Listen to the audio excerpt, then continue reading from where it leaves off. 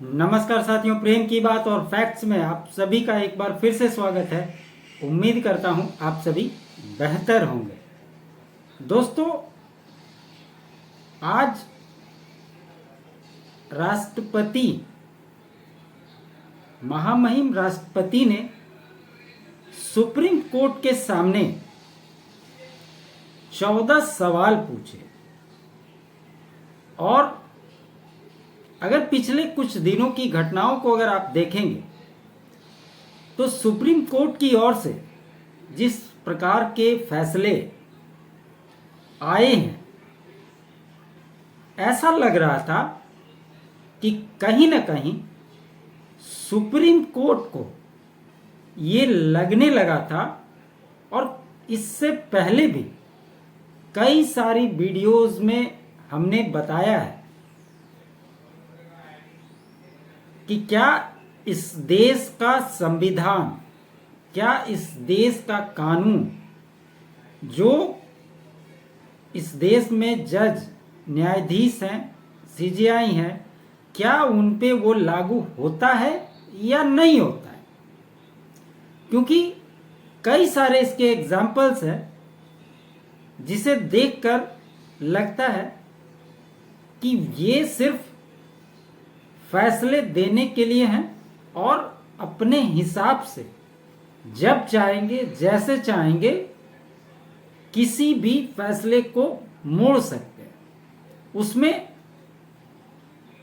Article 142 का लगातार उपयोग करते रहे हैं, और लास्ट जो वक्त बिल का लेकर जो संसद में पास किया हुआ कानून था, सुप्रीम कोर्ट में जब ले जाया गया तो उस समय भी उसकी हड़बड़ी देखने को मिली आर्टिकल 142 को लेकर। तो राष्ट्रपति महोदया ने जो सुप्रीम कोर्ट से सवाल किए, ये बिल्कुल वाजिब सवाल थे और ये सवाल होने चाहिए थे। इस देश की आम जनता, अगर हम आप सुप्रीम कोर्ट के ऊपर कोई टिप्पणी करते हैं, वो इसलिए नहीं कर सकते क्योंकि लोगों के मन में एक भय है, कब वो अवमानना की नोटिस दे दे और आपको कोर्ट के सामने खड़ा होना पड़े। इसके वजह से लोग थोड़ा दूर रहते हैं।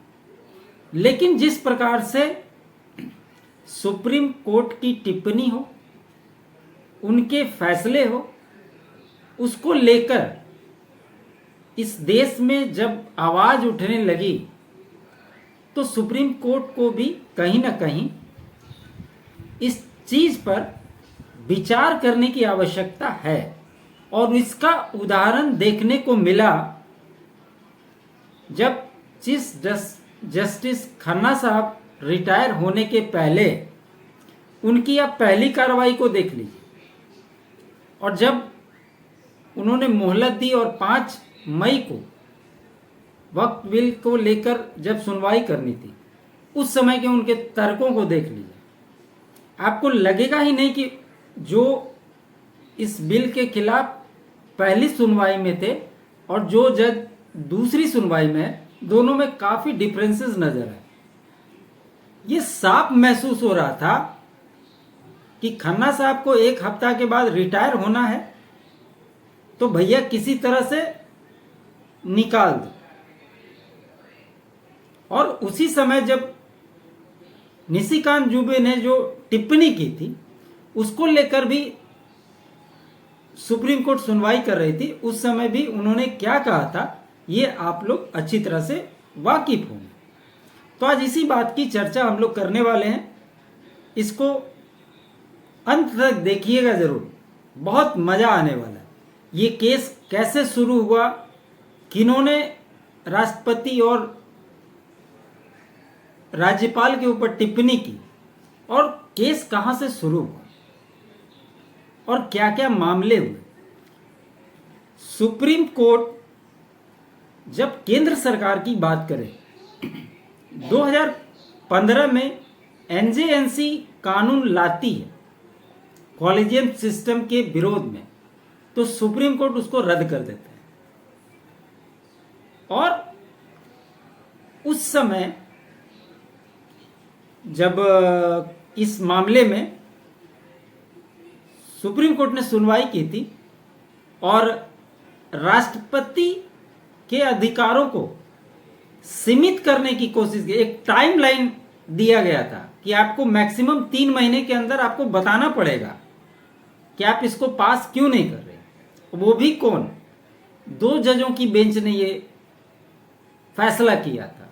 इसी सब बातों को लेकर ये सवाल पूछे गए। और मजेदार बात यह है कि देखना दिलचस्प होगा कि क्या इस पर सुप्रीम कोर्ट क्या जवाब देती। क्या जो अभी सीजीआई नए बने हैं गवई साहब, वो इसका जवाब देंगे कि जिस प्रकार से सुप्रीम कोर्ट की जजों की पैनल है, वो लोग बैठ करके इसके बारे में क्या विचार करके इसका जवाब आएगा, क्या आता है, कैसे आता है, वो देखना इससे भी महत्वपूर्ण होगा। लेकिन आज सिर्फ चूंकि सवाल पूछे गए तो वो बहुत ही महत्वपूर्ण हो जाते हैं। और आपको ये भी याद होना चाहिए कि यही कपिल सिब्बल ने कहा था कि राष्ट्रपति के पास में पावर क्या है, वो तो एक मूर्ति की तरह है। और जब आज ये सवाल पूछे गए तो इसको देखकर कपिल सिब्बल का दिमाग भी हिल गया होगा और उन्होंने जितनी भी लॉ की पढ़ाई की होगी उनको भी समझ में अच्छे से कानून आ रहा होगा। ये सभी के लिए इस देश में एक मिसाल बनने जा रहा है। क्या बिल की डेडलाइन सुप्रीम कोर्ट तय कर सकता है? राष्ट्रपति जी ने अदालत से पूछे 14 सवाल। आपको याद होगा कि डी.वाई. चंद्रचूड़ साहब जब सीजीआई थे और एक फंक्शन में गए थे, उस समय भी जब महामहिम राष्ट्रपति जी भाषण दे रही थी तो उन्होंने एक बात कहा था कि भारत की जेलों में कई सारे ऐसे लोग बंद हैं जिनके पास 200-500 रुपये नहीं है, वो अपनी जमानत की फीस नहीं जमा कर सकते हैं। ऐसे लोगों को देखकर कुछ इसका सॉल्यूशन करना चाहिए ताकि ये लोग रिहा होकर अपने घर जा सकें। लेकिन इन सब मामलों में कोर्ट के पास समय नहीं है, क्योंकि बड़े बड़े लोग जब जाते हैं तो उसके लिए फुर्सत से टाइम निकालकर तत्काल प्रभाव में उस केस को सुना जाता है। दूसरी बात यह उठी कि गवर्नर प्रेसिडेंट के लिए डेडलाइन बनाने पर द्रौपदी मुर्मू जी ने 14 सवाल पूछा। संविधान में ऐसी व्यवस्था नहीं है, फिर सुप्रीम कोर्ट कैसे दे सकता है फैसला? ये सवाल उन्होंने उठाया। ये मामला कहां से शुरू हुआ? 8 अप्रैल को सुप्रीम कोर्ट का फैसला आया। उसके तहत ये कहा गया था कि बिल पर फैसला 3 महीने के भीतर नहीं लिया गया तो राष्ट्रपति को राज्य को इसकी वाजिब वजह बतानी होगी। और इसी को लेकर उपराष्ट्रपति जगदीप धनखड़ जी ने कहा था, अदालतें राष्ट्रपति को आदेश नहीं दे सकती। दरअसल उपराष्ट्रपति जगदीप धनखड़ ने 17 अप्रैल को राज्यसभा इंटर्न के एक ग्रुप को संबोधित कर रहे थे। इस दौरान उन्होंने सुप्रीम कोर्ट के उस सवाल पर आपत्ति जताई जिसमें राष्ट्रपति और राज्यपालों को बिलों की मंजूरी देने की समय सीमा तय की थी। धनखड़ ने कहा था, अदालतें राष्ट्रपति को आदेश नहीं दे सकती। संविधान के अनुच्छेद 142 के तहत कोर्ट को मिला विशेष अधिकार लोकतांत्रिक शक्तियों के खिलाफ 24/7 उपलब्ध न्यूक्लियर मिसाइल बन गया है। जज सुपर पार्लियामेंट की तरह काम कर रहे हैं। यही बात उन्होंने की थी, क्योंकि अभी न्यूक्लियर की बात आप देख ही रहे कि अपने देश में काफी ज्यादा हो रही है। विवाद सुप्रीम कोर्ट के इस फैसले से शुरू हुआ। सुप्रीम कोर्ट ने 8 अप्रैल को तमिलनाडु गवर्नर और राज्य सरकार के केस में गवर्नर के अधिकार की सीमा तय कर दी थी, जबकि ये कानून में कहीं नहीं लिखा है। जस्टिस जेबी पारदीवाला और जस्टिस आर महादेवन की खंडपीठ ने कहा था राज्यपाल के पास कोई वीटो पावर नहीं है। सुप्रीम कोर्ट ने सरकार के 10 जरूरी बिलों को राज्यपाल की ओर से रोके जाने को अवैध भी बताया था। इसी फैसले के दौरान अदालत ने राज्यपाल की ओर से राष्ट्रपति को भेजे गए बिल पर भी स्थिति स्पष्ट की थी। सुप्रीम कोर्ट ने कहा था कि राज्यपाल की तरफ से भेजे गए बिल पर राष्ट्रपति को 3 महीने के भीतर फैसला लेना होगा। यह ऑर्डर 11 अप्रैल को सार्वजनिक किया गया था। इसी के बाद से पूरा हंगामा हुआ था और कई सारे बयान चले थे, और इसी को लेकर उपराष्ट्रपति जगदीप धनखड़ ने टिप्पणी की थी। भारतीय संविधान के अनुच्छेद 143 के तहत सुप्रीम कोर्ट को 14 सूत्रीय संदर्भ में राष्ट्रपति द्रौपदी मुर्मू ने न्यायालय से पूछा कि क्या न्यायालय अनुच्छेद 201 के तहत राज्यपाल द्वारा उनके लिए सुरक्षित रखे गए विधेयक पर निर्णय लेने के लिए राष्ट्रपति के लिए 3 महीने का समय सीमा तय कर सकता है क्या? ये कहां लिखा है? उन्होंने स्पष्ट तौर पर पूछा, जबकि ऐसी कोई संवैधानिक रूप से निर्धारित समय सीमा नहीं है। ये कानून में कहीं नहीं लिखा है, तो कोर्ट कैसे निर्धारित कर देगा? वो भी 2 जजों की बेंच। मिनिमम जो होता है वो 5 जजों की बेंच का होता है या 7 जजों की बेंच का होता है। ये 2 जज बैठ करके आराम से फैसला सुना देते हैं। इसी सारे घटनाक्रम को लेकर ये बातें चल रही थी कि आखिर ऐसा सुप्रीम कोर्ट कैसे कर सकता है। इस घटनाक्रम को अप्रत्याशित संदर्भ नहीं कहा जा सकता। राष्ट्रपति ने तमिलनाडु राज्यपाल के ऐतिहासिक मामले में सुप्रीम कोर्ट से सलाह मांगी है, जिस पर 8 अप्रैल को जस्टिस जेबी पारदीवाला और जस्टिस आर महादेवन की खंडपीठ ने फैसला सुनाया था।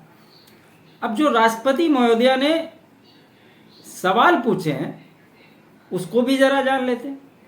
सबसे पहले उन्होंने पूछा कि जब राज्यपाल को भारत के संविधान के अनुच्छेद 200 के तहत कोई विधेयक प्रस्तुत किया जाता है तो उनके सामने संवैधानिक विकल्प क्या है?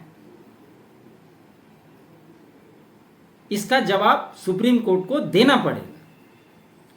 अगर संविधान किसी विधेयक पर फैसला लेने का पूरा अधिकार देता है तो सुप्रीम कोर्ट इस मामले में बीच में हस्तक्षेप क्यों कर रहा है? क्योंकि उस केस में सुप्रीम कोर्ट ने ही हस्तक्षेप किया था और डेडलाइन तय करने की बात की थी। तीसरा जो सवाल पूछा गया वो ये था कि राष्ट्रपति जी ने कहा कि अनुच्छेद 200 और 201 जो राज्यपालों और राष्ट्रपति पर लागू होते हैं, विधानसभा द्वारा पारित विधेयक को मंजूरी देने या ना देने पर विचार करते समय उनके द्वारा अपनाई जाने वाली किसी समय सीमा या प्रक्रिया का निर्धारण नहीं करते। ये राष्ट्रपति और राज्यपाल के पास राइट्स है, उसको सुप्रीम कोर्ट के किस कानून के तहत लिखा है ये इन्होंने स्पष्ट रूप से पूछा है। चौथा सवाल ये किया गया कि क्या राज्यपाल भारत के संविधान के अनुच्छेद 200 के तहत किसी विधेयक को प्रस्तुत किए जाने पर अपने पास उपलब्ध सभी विकल्पों का प्रयोग करते समय मंत्रिपरिषद द्वारा दी गई सहायता और सलाह से बाध्य है। इसमें स्पष्ट तौर से कहा गया कि क्या राज्यपाल किसी बिल को रोकते हैं या पास करते हैं तो क्या वो मंत्री परिषद की सलाह लेंगे। पांचवी बात थी, क्या राज्यपाल द्वारा भारत के संविधान के अनुच्छेद 200 के तहत संवैधानिक विवेक का प्रयोग न्यायोचित है। छठी बात जो की गई है वो ये है कि क्या भारत के संविधान का अनुच्छेद 361 भारत के संविधान के अनुच्छेद 200 के तहत राज्यपाल के कार्यों के संबंध में न्यायिक समीक्षा पर पूर्ण प्रतिबंध लगाता है। स्पष्ट रूप से इसमें पूरा क्लेरिफाई कर दिया गया कि सुप्रीम कोर्ट की जो पावर है, आप आर्टिकल 140 के तहत आप मनमानी नहीं कर सकते। आपके मन में जो आएगा वो आप नहीं कर सकते। सातवां जो पूछा गया वो ये था कि संवैधानिक रूप से निर्धारित समय सीमा और राज्यपाल द्वारा शक्तियों के प्रयोग के तरीकों के अभाव में क्या राज्यपाल द्वारा भारत के संविधान के अनुच्छेद 200 के तहत सभी शक्तियों के प्रयोग के लिए न्यायिक आदेशों के माध्यम से समय सीमाएं लगाई जा सकती है और प्रयोग के तरीके को निर्धारित किया जा सकता है। ये स्पष्ट संदेश देने की कोशिश की गई है। आठवां जो पूछा गया, क्या राष्ट्रपति को भारत के संविधान के अनुच्छेद 143 के तहत संदर्भ के माध्यम से सुप्रीम कोर्ट की सलाह लेने और राज्यपाल की राष्ट्रपति की सहमति के लिए विधेयक को सुरक्षित रखने के लिए सुप्रीम कोर्ट की राय लेने की आवश्यकता है? ऐसा कहीं भी कोई प्रावधान नहीं है और यह स्पष्ट शब्दों में सुप्रीम कोर्ट से पूछा गया है। इसका जवाब देना सुप्रीम कोर्ट के लिए भारी पड़ने वाला है। क्या भारत के संविधान के अनुच्छेद 200 और अनुच्छेद 201 के अंतर्गत राज्यपाल और राष्ट्रपति के निर्णय कानून के लागू होने से पहले के चरण में सही है? क्या न्यायालयों के लिए किसी विधेयक के कानून बनने से पहले उसकी विषय वस्तु पर न्यायिक निर्णय लेना स्वीकार्य है? 10वां जो पूछा गया, क्या संवैधानिक शक्तियों के प्रयोग और राष्ट्रपति राज्यपाल के आदेशों को भारत के संविधान के अनुच्छेद 142 के अंतर्गत किसी भी तरह से बदला जा सकता है? 11वां सवाल ये किया गया कि क्या राज्य विधानमंडल की तरफ से बनाया गया कानून भारत के संविधान के अनुच्छेद 200 के अंतर्गत राज्यपाल की सहमति के बिना लागू कानून है? क्या संविधान भारत के संविधान के अनुसार अनुच्छेद 131 के तहत मुकदमे के माध्यम से छोड़कर केंद्र सरकार और राज्य सरकारों के बीच विवादों को हल करने के लिए सुप्रीम कोर्ट के किसी अन्य अधिकार क्षेत्र को रोकता है?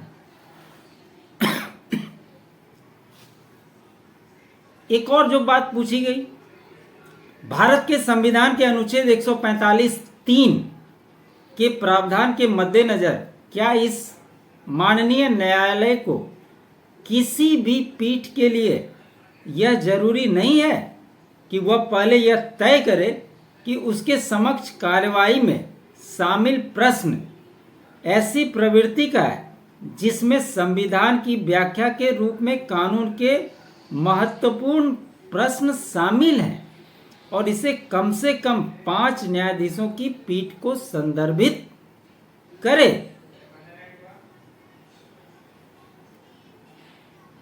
अगला जो सवाल किया गया वो ये कि क्या भारत के संविधान के अनुच्छेद 142 के तहत सुप्रीम कोर्ट की शक्तियां प्रक्रियात्मक कानून के मामलों तक सीमित है या भारत के संविधान का अनुच्छेद 142 ऐसे निर्देश जारी करने, आदेश पारित करने तक विस्तारित है जो संविधान या लागू कानून के मौजूदा मूल या प्रक्रियात्मक प्रावधानों के विपरीत या असंगत। और लास्ट में यह पूछा गया कि क्या अनुच्छेद 131 के तहत संविधान इसकी इजाजत देता है कि केंद्र और राज्य सरकार के बीच विवाद सिर्फ सुप्रीम कोर्ट ही सुलझा सकता है।